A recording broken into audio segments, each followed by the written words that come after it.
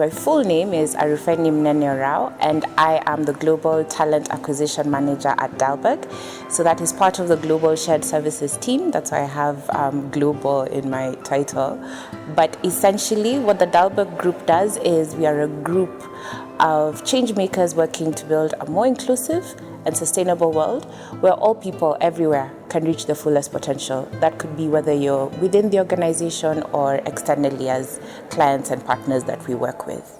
We're defining ourselves not just as Dalberg advisors, but as active agents willing to take on risk and actually make things happen with our own hands where advice is not sufficient. I like to say I start my day with Asia and I end with America. Unfortunately, I'm not bilingual or multilingual, so everyone who works with me needs to speak in English because that is the only language I speak. But maybe I will grow my repertoire of languages. I get to support a team of close to 600 individuals across the world.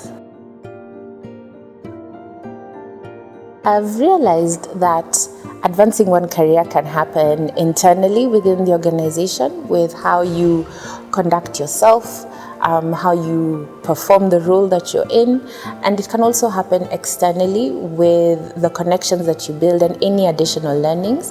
One of the things that I realized as I was moving along was it is the best person in their skill set who gets promoted to the leadership role, but we're not all born leaders. A lot of times there may be qualities within us that we need to draw out, or there may even be learnings that we don't have and we need.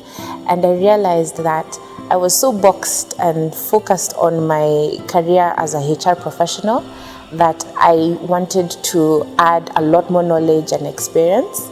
And that's why I came to Strathmore Business School. So I did 2 courses. I did Women in Leadership, and then I must have loved SBS so much, I came back for Program for Management Development, PMD. I felt a lot more equipped to take certain chances in my career. There are opportunities that came my way that I would never have taken were it not for being exposed to the different facets of learning available. The individuals I have met and have grown my network, I'm able to say I can call upon person XYZ and I'll be able to get the support or assistance or even just feedback that I may need. And then there are also certain, let's call them in-skill learnings that I got from the program. For example, negotiation. Another thing is accounting. PMD made us do the numbers and my math was not as good as it should have been, but now it's better. And it has changed the conversations that I'm able to have in the workplace. I no longer view myself as being a one-trick pony, only focused on my core competency area. I'm able to have conversations with different department heads.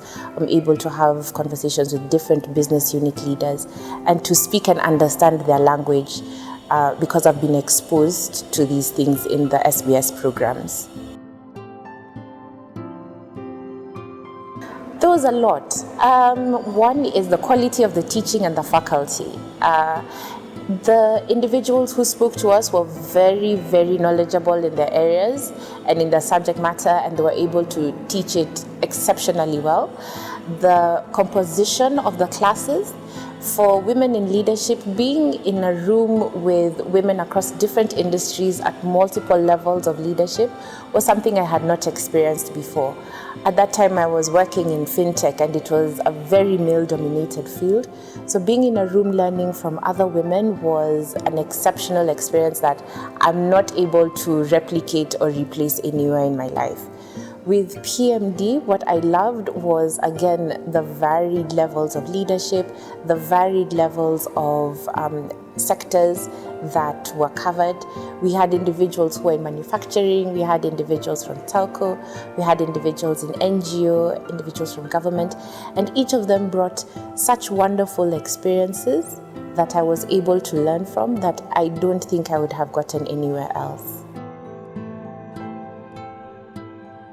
More than a tweet. I mean, we're in such a high dynamic, fluid environment that reading takes time, but I still fall back on Lean In by Sheryl Sandberg. That stood out. a lot of times you would see women in a specific position, or even other individuals in a specific position of authority, and you don't know what it took for them to get there, or even that they had to fight battles to get there. Leadership is not a walk in the park, but it's always good to have your support structures and your allies with you.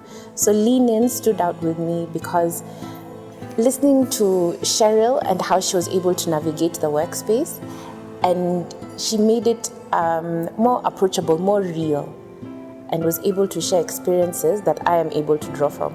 And funny thing is that I was always the note taker at meetings. I was always doing logistics and serving tea, and I realized, wait a minute, there are other things that are more impactful that I could be doing in these meetings.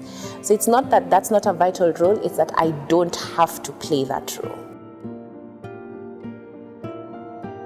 I hope she's listening. So I hope everyone else will.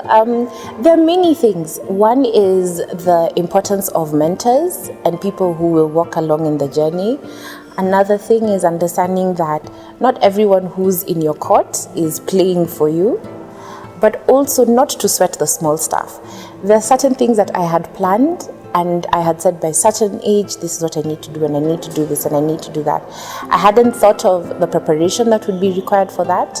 I hadn't thought of any speed bumps or roadblocks that may come up, but also to realize that everything happens for a reason, and it's to pick up the lessons and to go with them. There's no point going through the lesson if you don't learn it.